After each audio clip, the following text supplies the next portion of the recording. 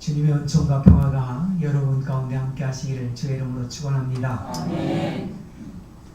우리가 살다 보면 예기치 않게 억울한 일을 당할 때가 가끔 있지요. 나는 그런 일을 한 적이 별로 없는데 이제 가끔 잘못 고쳐냈다가 이상한 소문에 휩싸이는 경우, 억울하고 정말 어떻게 해결할 수 없는 일들을 우리는 참 많이 만나게 되는데, 일반적으로 우리가 살아가면서 겪는 고난을 세 가지로 이야기를 해요.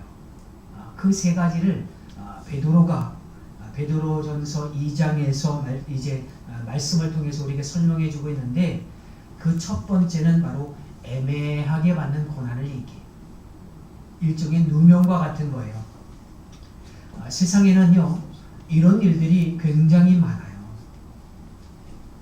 정말로 애매하게, 정말 나는 잘못하지 않았는데 그렇게 당하는 고난들이 참 많이 있어요. 두 번째 당하는 고난을 베드로가 뭐라고 얘기하냐면 죄로 인한 고난을 얘기해요. 스스로 죄를 지어서 잘못해서 이 땅에서 당하는 고난들을 이야기하지요. 그리고 세 번째 고난은 선을 행하다가 당하는 고난입니다. 정말 이해할 수 없는 고난이에요. 다른 사람들에게 선을 행하다가 도리어 고난을 당하는 경우. 예수님께서 받으신 고난이 바로 이 세 가지 중에 마지막 세 번째에 해당되는 그런 고난이에요. 주님께서는 이 땅에서 선을 행하다가 고난을 받으셨어요. 그 반대로 우리는 아마 우리가 받는 대부분의 고난은 죄로 인해서 스스로의 잘못 때문에 당하는 고난이 더 많은지도 모르겠습니다. 오늘 본문에 보면 예수님께서 정말 억울하게 고난당하는 사람을 만나주고 있습니다. 예수님 당시에 앞을 보지 못하는 사람들이 참 많았던 것 같아요.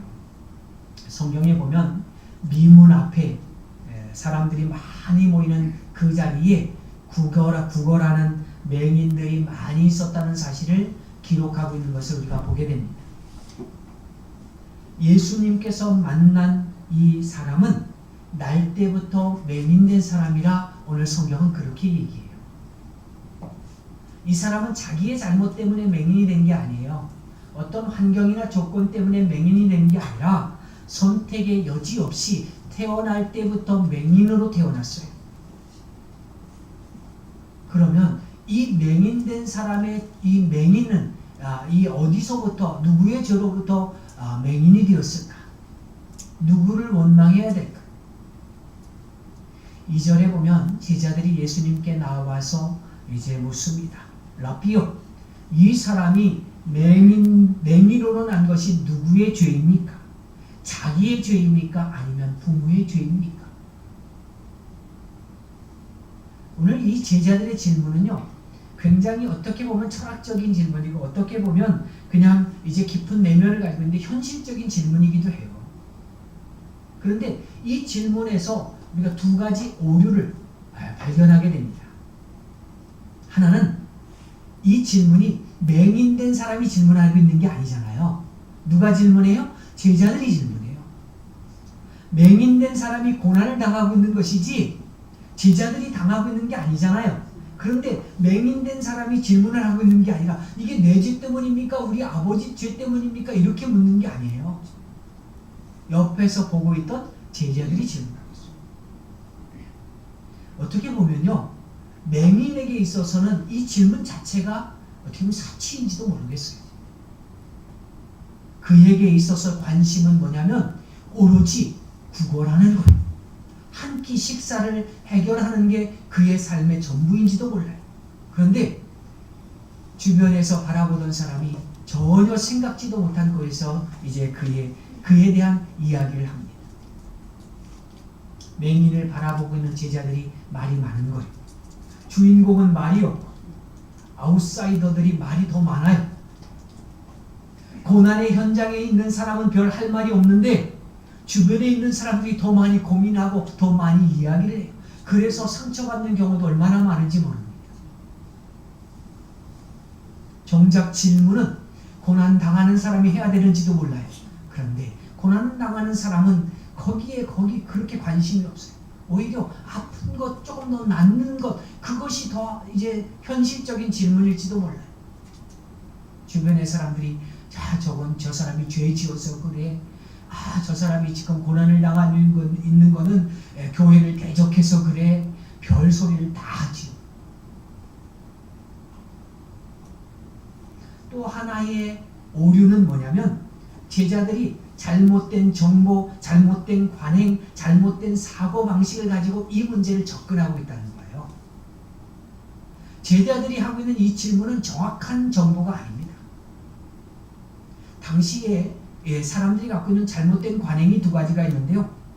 우선 부모의 죄가 자식에게 전수된다고 생각하는 거예요. 이건 성경 말씀을 오해했기 때문에 생겨난 거예요. 출애굽기 20장, 34장, 민수기 14장에 보면요. 아비의 악이 자손의 3, 4대까지 이른다 그랬어요. 이 말씀은 사실입니다. 말씀대로 됩니다. 말씀은 거짓되게 기록되지 않아요. 그런데 문제는 뭐냐면 이걸 잘못 오해하고 해석한다는 거예요. 자식의 범죄함이 아비의 범죄함이 왜 자식에게 가냐면 보이지 않는 가운데 학습이 되어져서 그래요.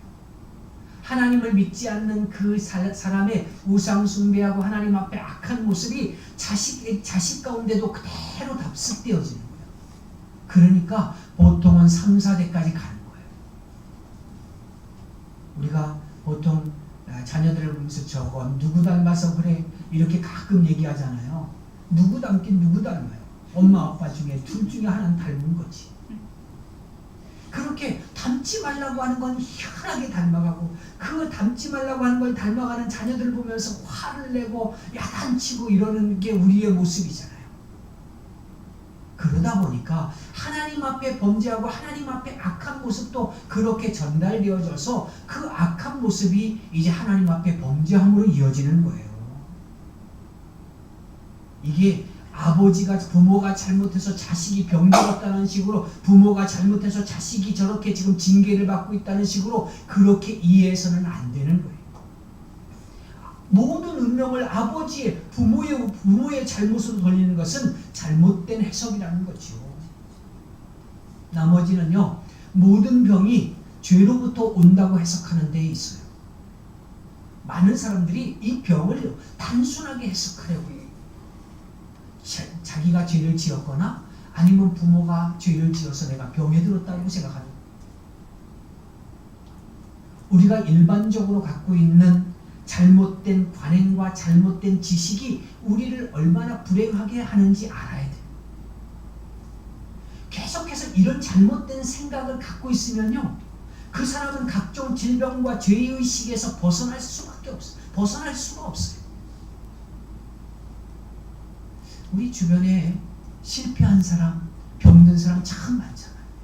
아니, 소위 말해서 병 하나 안 갖고 있는 사람 혹시 있나요? 여기 서 있는 목사도 얼마나 이 골골 30년이라고요. 병원 정말 자주 가는 사람이에요. 병든 사람이 얼마나 많습니까? 실패한 사람이 얼마나 많습니까? 근데 그 모든 것들이 죄의 값이라면 과연 그들은 어디로 가야 될까요? 그리고 반대로요, 죄 짓고도 잘 살아가는 사람이 얼마나 많아요. 우리 주변에 보면요, 죄 짓고면서 저런 사람이 세상에 살 수 있을까? 그런 사람들은요, 굉장히 건강하게 그렇게 살더라고요. 근데 그게 우리의 생각만 있는 줄 알았더니 성경에도 그게 기록되고 있어. 시편에 보니까 그런 악을 행하며 사는 사람들이 눈덩이가 피둥피둥하대. 이게 무슨 얘기냐면 이제 보기 좋게 살이 올라서 잘 살더라는 얘기예요. 시편 기자는 혹시나 저 사람이 죽을 때는 악하게 잘못돼서 죽을지 않을까 그리고 기다려봤는데 죽을 때도 평안하게 죽더라. 악인이 건강하다는 사실, 이걸 우리가 어떻게 받아들여야 됩니까? 제자들은요, 이런 잘못된 사고방식을 가지고 지금 이 질문을 하고 있는 거예요. 그런 제자들에게 예수님께서 아주 명쾌하게 답을 주시는데 3절 말씀을 함께 보겠습니다. 3절 말씀 같이 읽어볼게요. 시작. 예수께서 대답하시되 이 사람이냐 그 부모의 죄로 인한 것이 아니라 그 사람이 하나님이 하시는 일을 나타내고자 하시니라. 아멘.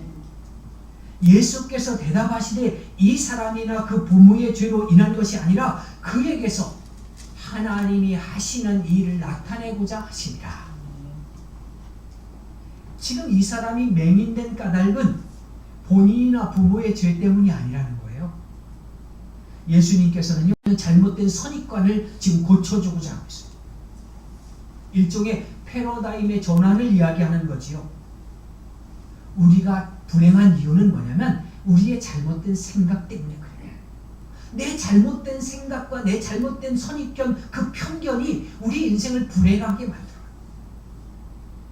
행복과 불행의 기준을요, 성경에서 찾지 않고 세상에서 찾으려고 하니까 자꾸 불행해지는 거예요. 사람이 언제 불행하다고 느끼냐면 가난하고 병들고 권력이 없을 때 불행하다고 생각하죠. 그러면 반대로 잘 먹고 잘 사는 것이 행복의 기준일까요? 우리는요, 처음부터 잘못된 기준을 갖고 있는지도 몰라요. 그래서 이 잘못된 기준을 바꾸려고 하지 않으면 진짜로 마지막까지 진짜의 행복은 경험하지 못하고 결국은 마지막을 이제 살아갈지도 모릅니다. 예수님께서는요, 제자들이 갖고 있던 이 잘못된 기준을 지금 고쳐주고자 하고 있어요. 성경 말씀에는 어떻게 말합니까? 마음이 가난해야 행복한 사람이라고 말씀하세요. 죄가 가벼워지고 허물에 죄가 용서함 받은 사람이 행복한 사람이다 말씀하십니다. 날마다 하나님의 말씀을 묵상하는 사람이 행복한 사람이다 말씀하십니다. 악인의 꾀에 들지 아니하고 죄인의 길에 서지 아니하고 오만한 자리에 앉지 않는 사람이 행복한 사람이라고 말씀합니다. 그런데 사람들은요, 그런 관점으로 행복을 보지 않아요. 우리는 예수님을 믿기 때문에 행복한 사람인 줄로 믿습니다. 아멘. 우리 안에 예수님이 계시기 때문에 그래서 행복한 거예요. 예수님이 계시기 때문에 우리가 건강하든 병이 들든 성공하든 실패하든 우리는 그래서 행복한 사람. 건강하기 때문에 행복한 게 아니에요. 잘 되기 때문에 행복한 게 아니에요. 건강하든 병이 들든 그리고 일이 잘 되든 실패하든 우리 안에 예수님이 계시기 때문에 우리는 행복한 것입니다. 오늘 여러분의 가치관이 성경적으로 변하기를 주의 이름으로 축원합니다. 이 좋다와 행복하다라고 하는 이 여기에서 중요한 건 뭐냐면 가치관이에요. 가치관의 기준이에요. 예수님께서 말씀하시는 기준, 성경에서 말씀하시는 기준을 갖지 않는다면 우리는 많은 불행과 착오 속에서 많은 시간을 그냥 허비하며 지나게 될 거예요. 불행하게 살고. 예수님께서 오늘 본문에 나타나는 이 맹인이 맹인된 까닭은 자신의 죄 때문도 아니고 부모의 죄 때문도 아니라고 말씀하십니다. 이 사람이 맹인된 이유를 뭐라고 말씀하시냐면 그에게서 하나님이 하시는 일을 나타내고자 하시냐. 좀 더 정확하게 표현하면 하나님께 영광을 돌리기 위해서 그 일이 일어났다는 거예요. 내가 오늘 병들고 내가 오늘 건강하고 내가 오늘 실패하고 내가 오늘 성공하는 모든 것들, 그 어떤 상황일지라도 내게 벌어지는 모든 상황들이 하나님의 영광을 위해서 되어지고 있다는 사실입니다. 이 모든 사건들을 통해서 하나님의 영광을 보여주시기 위한 것이라고. 우리가 모든 고난은 어떤 상황도 해석만 되면 행복해질 수 있다고 했어요. 신앙은요, 신앙에서 행복해지는 건 해석만 되면 돼. 아, 이게 이래서 내게 왔구나. 이것만 해석이 되면 모든 상황이 행복해질 수 있어요. 아, 이게 하나님께서 이런 부분에서 영광을 받으시기 위해서 내게 이런 불행한 일이 내게는 불행한 것이지만 그래서 하나님의 영광을 드러내시게 하셨구나. 이 일들을 내가 알게 되면 그 인생이 행복하다는 거예요. 모든 것이 그렇게 좋아 보일 수가 없어요. 예수님께서 오늘 3절 말씀을 통해서 하신 것을 기초로 해서 모든 우리의 상황을 바라보면요, 우리 인생은 결코 불행한 인생이 아닙니다. 단 하나도 불행하지 않아요. 내가 잘못된 것조차도 하나님의 영광을 위해서 지금 그 일들을 이끌어 가시고 있는 것이고, 또한 예레미야서에서 우리에게 보여주시는 말씀은 뭐냐면, 우리를 향하신 하나님의 계획은 언제나 선한 것이고 평안한 것이라고 하는 사실을 우리가 분명히 믿는다면, 그리고 그 일을 통해서 하나님이 영광 받으실 일이라고 하는 것을 우리가 이제 말씀을 통해서 확신한다면, 그 어떤 상황도 불행한 상황이 아니라는 거예요. 고난과 같은 인생의 많은 문제들이 순식간에 사라집니다. 왜 나만 이럴까? 왜 나만 이렇게 불행할까? 왜 나만 이렇게, 내게 이렇게 이제 병이 왔을까? 나는 제대로 산다고 다른 사람에게 해코지한 거 없이 그렇게 선하게 살려고 애를 썼는데, 내가 예수 믿는다고 애를 썼고 그렇게 살아갔는데 왜 내게만 이런 일이 왔을까? 스스로를 자책하며 불행 속으로 자기를 끌어들이지 않고, 그 가운데서도 하나님의 영광을 드러내며 참된 행복을 회복하게 된다는 거예요. 우리는 영광스럽고 귀한 축복의 존재가 되는 거예요. 당신은 사랑받기 위해 태어난 사람이라고 하는 이 찬양이 정말로 복된 찬양으로 우리에게 와진다는 거지. 인생은요, 고통이나 절망이나 실패가 아닙니다. 그럼에도 불구하고 얼마나 많은 사람이 불행 가운데로 자기를 밀어넣는지 몰라요. 잘못된 기준 안에서 많은 시간을 그냥 허비하고 원망하고 불평하는데 많은 시간을 허비하며 살아가는지 모릅니다. 우리는 그 사람들에게 속히 찾아가서 당신의 기준이 잘못됐습니다. 당신은 정말로 고귀하고 의미 있는 존재입니다. 인생은 살만한 가치가 있습니다. 빨리 가서 전달해 줘야 돼요. 우리가 당하는 모든 고난은 하나님께 영광을 돌리기 위해서, 하나님의 일을 표현하기 위해서 지금 오고 있다고 하는 거예요. 계속해서 4절 말씀에서 우리는 두 가지 메시지를 발견하게 되는데, 첫 번째는 뭐냐면 예수께서 자신의 삶이 어떤 것인지 그거에 대한 분명한 이제 선언을 하고 있습니다. 예수님의 인생은 한마디로 하나님께서 예수님을 이 세상에 보내셔서 사명을 이루기 위해서 존재하는 삶이라고 합니다. 그러면 우리 인생은 어떻습니까? 왜 우리는 이 세상에 존재할까요? 안타깝게도 우리는 이 질문에 대한 해답을 갖지 못하고 있는 사람들이 너무너무 많아요. 예수님은요, 하나님께서 자신을 이 땅에 보내신 것에 대한 분명한 해답을 갖고 있어요. 왜 보내셨는지. 4절 말씀 같이 한번 읽어볼게요. 같이 읽습니다. 함께 읽습니다. 시작. 때가 아직 낮이매 나를 보내신 이의 일을 우리가 하여야 하리라. 밤이 오리니 그때는 아무도 일할 수 없느니라. 아멘. 자신을 보내신 이의 일을 하는 것, 그게 사명이고 존재 이유가 되는 거예요. 하나님이 예수님을 이 땅에 보내신 그 일을 감당하는 것, 그것이 예수님의 사명이라. 이 증거가 확실할 때 우리는 기쁨이 있어요. 고난이 와도 그 고난 중에서 인내할 수 있어요. 내가 이 땅에 존재하는 이유, 나를 그리스도인으로 하나님의 자녀로 백성으로 부르신 분명한 존재의 이유를 우리가 알게 되면 어떤 고난 안에서도 우리는 인내할 수 있습니다. 이겨나갈 수 있어요. 죽음도 두렵지 않습니다. 우리는요, 주님을 위해서 무덤에 들어갈 때까지 시간을 낭비할 수 없는 사람들이에요. 예수님은 하나님의 일, 영광스러운 일, 인류의 죄 사함을 위해서 십자가 지시는 그 일을 위해서 한순간도 다른 곳에 한눈을 파신 적이 없어요. 무섭게 집중하셨어요. 병든 자를 고치시고 죄인들의 친구가 되어주셨고 절망한 자들에게 찾아가 주셔서 그들에게 희망을 주셨습니다. 종교적 위선에 이제 사로잡혀 있는 자들에게 그 눈에 쓰여 있던 종교적 위선을 이제 위선의 껍데기를 벗겨내셨습니다. 예수님은요 33년의 인생, 너무 짧은 인생을 살면서 한순간도 이제 다른 곳에 이제 시선을 두지 않으셨어요. 사도 바울이 전도여행을 많이 했죠. 3차에 걸쳐서 전도여행하는데 그가 걸어서 다닌 거리가 2만 킬로라고 이야기합니다. 산이나 강이나 사막이나 바다로 싣고 다녔습니다. 아마 바울은 아플 시간도 없었을 것 같아요.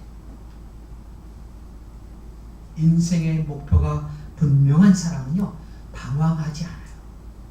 다른 쓸데없는 것에 시간을 허비하지 않습니다. 인생의 의미, 인생의 목표, 내게 주어진 사명이 분명한 사람은 시간을 허비하지 않아요. 미워하고 거짓된 일에 내 시간을 쓸데없는 것에 허비하지 않아요. 시간을 낭비하지 마시기 바랍니다. 4절 말씀에서 우리에게 주님께서 주고자 하는 두 번째 메시지는 뭐냐면 밤이 되면 일을 하지 못한다는 겁니다. 예수님은요 이 시간의 긴박성을 알고 계셨어요. 밤이 되면 일할 수 없다는 거죠. 밤이 오기 전에 모든 일을 끝내야 된다는 거예요. 우리에게도 이런 영적 긴박성이 있어야 돼요. 에베소서 5장 16절로 21절 좀 긴 말씀입니다만은 우리 16절부터 21절까지 천천히 같이 한번 읽어볼게요. 같이 읽습니다. 시작. 세월을 아끼라 때가 악하니라. 그러므로 어리석은 자가 되지 말고 오직 주의 뜻이 무엇인가 이해하라. 술 취하지 말라. 이는 방탕한 것이니 오직 성령으로 충만함을 받으라. 시와 찬송과 신령한 노래들로 서로 화답하며 너희의 마음으로 주께 노래하며 찬송하며 범사에 우리 주 예수 그리스도의 이름으로 항상 아버지 하나님께 감사하며 그리스도를 경외함으로 피차 복종하라. 아멘. 성자 어거스틴이 이 말씀으로 무너진 거예요. 허랑방탕했던 그 인생이 이 말씀 앞에 완전히 고꾸라지고 새로운 인생으로 새로운 피조물로 바뀌어졌습니다. 우리는 세상에 취해 있을 시간이 없어요. 인생의 시간은 계속해서 흐르잖아요. 우리는 어느 순간에 실타래가 이제 다 풀려서 마지막이 오는 것처럼 우리의 인생도 그렇게 갑자기 끝나는 순간이 온다는 거예요. 4절 말씀에서 예수님이 두 가지를 말씀해 주고 있어요. 나에겐 사명이 있다. 그리고 나에겐 시간이 없다. 이 두 가지를 말씀하세요. 여러분 성령 충만하시기 바랍니다. 술 취하지 마십시오. 시간 낭비하지 마십시오. 불필요한 것으로 고민하지 마세요. 각자의 인생을 지금부터 정비하시기 바랍니다. 이제 시간을 정리해야 될 때예요. 시간이 없어요. 사랑만 하기에도 부족한 시간입니다. 주님의 계명을 따라 살기에도 순종하며 살기에도 부족한 시간이에요. 말씀을 정리합니다. 이 맹인은 주님을 만나서 눈이 떠졌습니다. 그런데 여러분 이 맹인이 눈을 떴는데 죽지 않고 계속해서 눈을 뜨고 살았을까요? 아니죠. 영원히 살지 못하고 죽었습니다. 나사로라고 하는 사람이 죽었다가 살아났지만 결국은 다시 죽습니다. 이 얘기는 무슨 얘기냐면 눈이 떠졌다거나 죽음에서 다시 살아났다는 것, 그건 중요한 게 아니라는 거예요. 여러분 살다가 믿음으로 병고침을 받고 이제 우리의 삶 가운데 여러 가지 기적과 이적이 나타날 수 있습니다. 그런데 그건 중요한 게 아니에요. 눈을 떠도 다시 감게 되고 살았다가도 다시 죽게 되는 것이 우리의 인생이에요. 그런 의미에서 우리가 눈을 떴다는 것, 그게 기적이 아니라 예수님을 믿게 된 것이 기적인 줄로 믿습니다. 우리에게 있어서 진정한 축복은 예수로 말미암아 다시 살아난 거예요. 내가 죽고 예수로 다시 사는 삶을 경험하는 거예요. 새로운 피조물이 된 거예요. 전혀 새로운 존재가 된 거예요. 여전히 내 육은 남아있어서 육의 모습을 가지고 계속해서 범죄의 현장으로 자꾸 끌어들이려고 하는 그런 모습을 갖고 있지만 우리는 이전 것은 지나갔으니 새로운 피조물이라 말씀하신 그 새로운 피조물이 되는 거예요. 우리의 인생에 하나님이 직접 개입하셨어요. 인생의 새로운 세계를 경험하기 시작하는 거예요. 우리 인생에 목적이 생깁니다. 목적이 뭐예요? 하나님의 영광을 위해서 살아가는 거예요. 살든지 먹든지 마시든지 무엇을 하든지 다 주의 영광을 위해서 하라. 그게 축복입니다. 이 맹인된 사람은요, 본인이나 부모의 죄 때문이 아니라 하나님의 일을 보여주기 위해서 그렇게 태어났다고 말씀했어요. 여러분에게 주어진 모든 사건들이 그런 사건이 되어지기를 소망합니다. 우리의 인생 전체가 하나님을 증거하는 것이고 하나님께 영광을 올려드리는 것이 되고, 우리의 가진 모든 것들, 우리가 경험하는 모든 것들, 우리의 존재 자체를 하나님을 위해서 사용할 수만 있다면, 여러분이 가지고 있는 모든 것들을 다 하나님의 영광을 위해서 사용할 수만 있다면 이것보다 더 위대한 일이 어디 있겠습니까? 오늘 여러분이 다니고 있는 직장, 그곳이 귀한 곳임을 아셔야 됩니다. 떠날 때 떠나더라도 직장에서 열심히 그렇게 생활하십시오. 그리고 가정을 사랑하십시오. 주변에 있는 모든 사람을 사랑하며 섬기시기 바랍니다. 그 모든 것을 통해서 하나님은 영광을 받으실 것입니다. 여러분들의 실패나 고통 가운데서도 하나님은 영광을 받으실 거예요. 하나님의 축복이 항상 저와 여러분 가운데 있어지기를 주의 이름으로 축원합니다. 아멘.